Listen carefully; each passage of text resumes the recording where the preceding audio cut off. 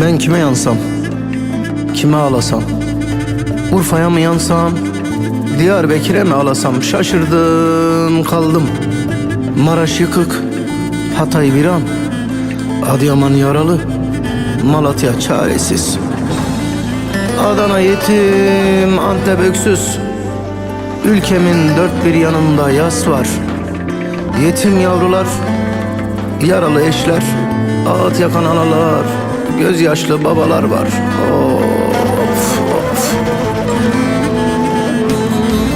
Bir an ağlıyor, gözleri yaşlı.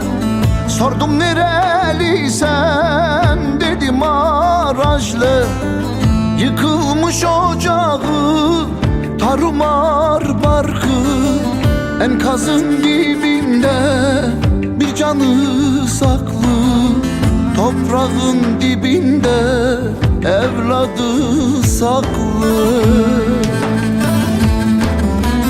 Oy ben ölem Maraş elleri, tanınmaz haldedir kiliseleri. Evleri yıkılmış, hali perişan. Yürek yanar sana Antep elleri. Elleri Hatay elleri, tanınmaz haldedir Malatya elleri. Evleri yıkılmış, hali perişan. Yürek yanar sana Diyarbakır elleri.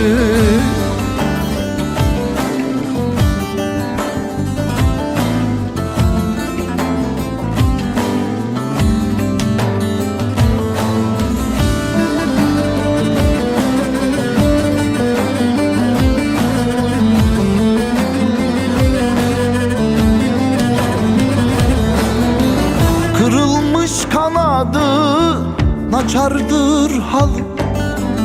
Kalmamış dünyada tutacak dalı. Yuvası dağılmış, boynu bükülmüş. Anlattı ağladı, durmadı yaşı. Yardım et Allah'ım, bu nasıl acı. Oy ben ölem Hatay elleri, tanınmaz haldedir kiliseleri. Evleri yıkılmış, hali perişan. Yürek yanar sana Malatya elleri. Elleri Hatay elleri, tanınmaz haldedir Maraş elleri. Evleri yıkılmış, hali perişan. Yürek yanar sana Adıyaman elleri. Havara dayıcı havara, havara mamu, hepsi zenzere, çahan serim, her şey kode, sermaye, sarı keme, sermaye, maya ben ardeda kode, şimdi kayık da gireyim, havara, vaydım, verdi bari, mahoste, havara, abi çabuk, abi çabuk, west zan, mesih çabuk.